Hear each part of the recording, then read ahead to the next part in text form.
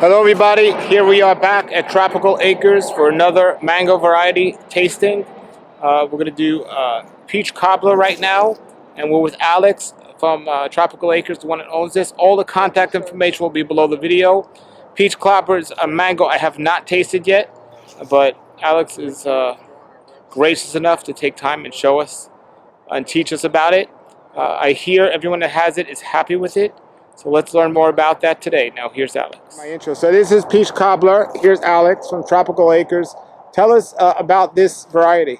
Okay, so Peach Cobbler is a mango that was bred by nurseryman Gary Zill, who's a friend of ours, and it is a hybrid between two varieties, the Kent and the Gary mango. And you may have heard of both of these, but the Kent is a very old variety that was selected in the 1940s in Miami and became one of the most popular mangoes in Florida. It's a mango that's often associated with Florida, but it's grown commercially overseas.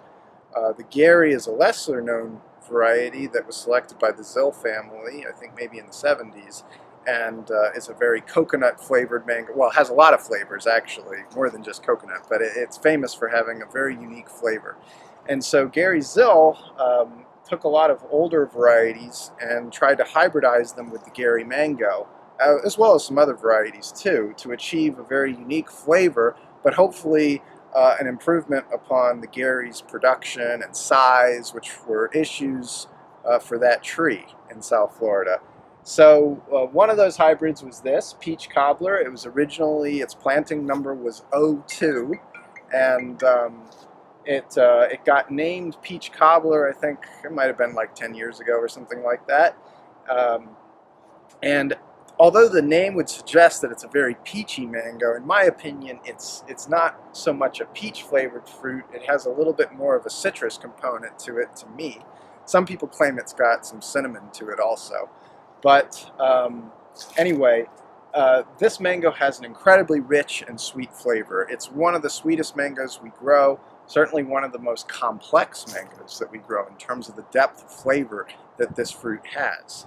And unfortunately, I don't have any ripe ones now. We're a little early in the season for this. It's more of a mid-season variety. Will come in July sometimes. This year we might be getting these in June because we had an early bloom on this tree. But interestingly enough, we did have multiple blooms on this tree.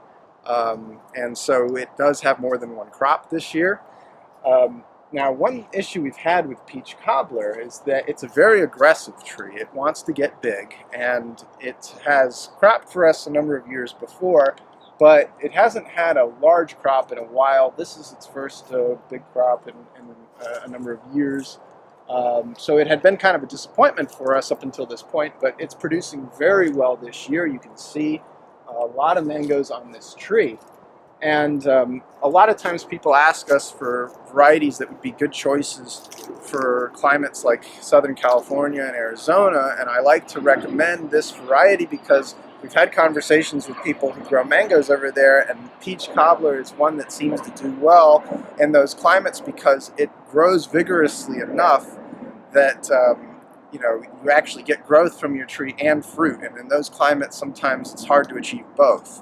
So but it might be a better mango for Central Florida or West Florida where the weather gets a little colder and it can flower more regularly.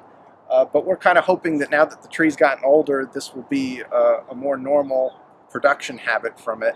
Certainly one of the best mangoes that we grow. And another issue with this fruit, though, is that you do get problems with it going overripe relatively easily, so it's not a mango that you should let ripen on the tree. It's something that you should pick the moment you see any yellow color break, and sometimes they can be picked green too, and they'll ripen perfectly fine. So that's something to know about this variety, because if you try an overripe one, you're going to think, well, what's so good about this? But a perfectly ripened Peach Cobbler mango is quite an experience to be had. So we're excited that we've got a really good crop from this tree this year, and we can't wait to share it with our customers. It's really a special mango. So you get any diseases? So the interesting thing about this is that it doesn't have any issues with bacterial spot, and its parent, the Kent mango, does. Kent has actually really serious problems with bacterial spot and rot, and we've had very few fruit on this tree over the years since it started fruiting in 2015 or 16 or whatever, with any kind of bacterial spot. So it's turned out pretty well in that regard. You know, no anthracnose problems for us. I'm not sure how it would do in a more humid climate, because I never grew this mango when I had a farm in Loxahatchee. So I'm sure there's people who are growing it in more humid areas that can comment on its anthracnose susceptibility. We haven't had too many issues with powdery mildew either. I think the biggest issue that this mango has had is its ability to flower and flower completely, especially as a younger tree. So maybe as it gets older, though, that will become less of an issue. And what size would you recommend keeping it? It depends where a person... I think this is a tree that you can keep between, realistically in South Florida, between 12 and 15 feet, and it might still be productive. Anything lower than that probably isn't realistic, because it's going to try to outgrow that height a little too much, so at the expense of flowering and fruiting. So now that could be that in a drier climate that it wouldn't be so aggressive or as tall. So it's definitely not a small tree, not a good choice for a small yard. But if you have some space or you want a larger tree, this is probably one to consider for that purpose. How many of them do you have on your property? Just one. This is our only Peach Cobbler Mango tree, and it's got pretty good fruit on it. Look inside here. Pretty good amount of fruit. Yeah. So we'll have quite a few of them, even though we only have one tree. So. And this is a mid-season, you said? It's a mid-season variety, yeah. Wow, look at that. So, which, considering its parentage, Kent and Gary, both of those are kind of mid-season mangoes, so it kind of mimics the season of its parents. Probably comes a little bit before Kent, I would say. So. Well, that's not always true. It doesn't always mimic its parents, does it? No, but in this case it did. It does. So okay. It took on the season that both of its parents seem to have. It comes like a little before the Kent. Certainly has the aggressive growth nature of the Kent. It got that from Kent. The shape is relatively similar too. The difference is that Kent gets a beautiful red, pink blush sometimes, orange. This gets very little blush. It'll just kind of turn yellow, like a dull yellow color.